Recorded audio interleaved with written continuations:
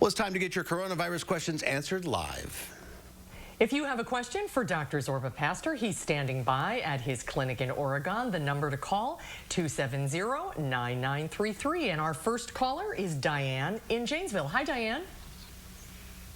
Hi. Hi, everyone. Hi, what's your question?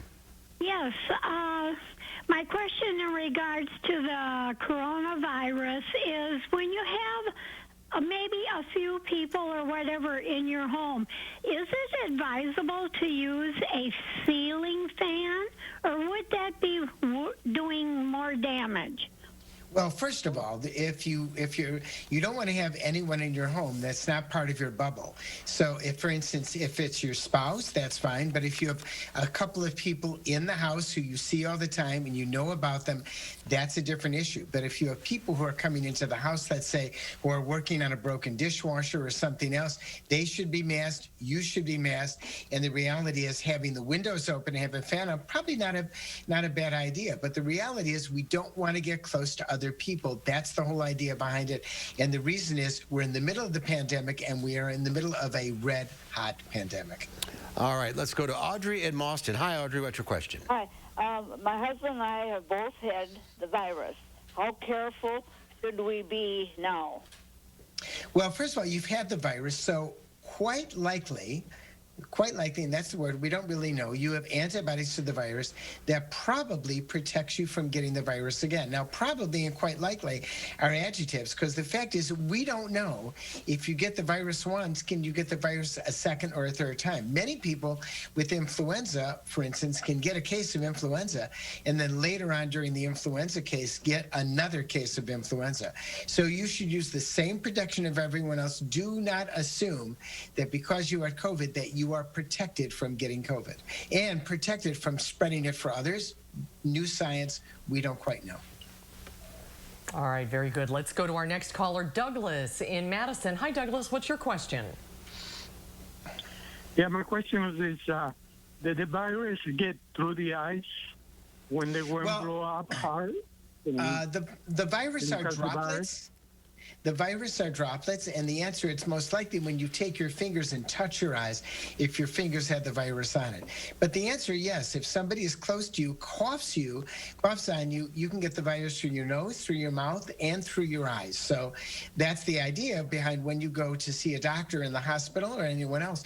They're wearing face shields, and the reason is, yes, the virus can actually also enter through the eyes. All right, next we'll go to Patty in Partyville. Hi, Patty, what's your question? Hi. I don't understand the point of testing when there's so many false positives and negatives. And you can test one day and be negative, but then the next day you could be tested and be positive. So, I mean, that just seems... Sure. I think that's a great question. First of all, you're most likely to be positive from day 5 on until about day 12, 13, or 14. The more we test, I think the more we have an idea of how much there is in our community and how much we actually have to take precautions. And then if you're testing an individual person and they're positive, they have to quarantine for 14 days. Now, the false positive and false negative rates are there, but they're much better than they were 3 months ago because the tests are better. And if they're done at a good site, the false negative rate is not nearly as high as we thought before. I'm not sure exactly what it is. For instance, at the Alliant Energy Center in Madison, it might be 10 or 20%. But again, on day 0, you're not going to get a positive the day you're exposed. But on day 5, there's about a 60 to 70% that you will be positive. So testing counts, and then tracing back who you've come into contact also counts. And the reason is it's booming. Yeah, that's right. Let's go to Margie in Madison. Hi, Margie. What's your question? Hi there. Listen, my question is this. If you have the test taken and you do not have the coronavirus, will the test show you whether or not you did have the coronavirus in the past?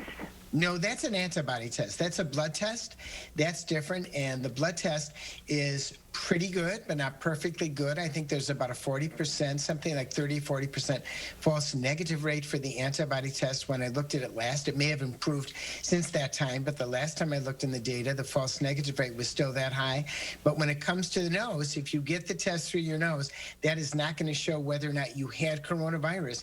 It only shows whether or not the virus is sitting in your nose now, which makes you infectious. The other one's a blood test. All right, lots of questions as usual. Thank you all for calling in. We'll do this again next week. No, it's Thanksgiving next week. We won't do it next week. All right. Thank you, Zorba. Take care. Happy Thanksgiving, Zorba. Happy Thanksgiving to you guys.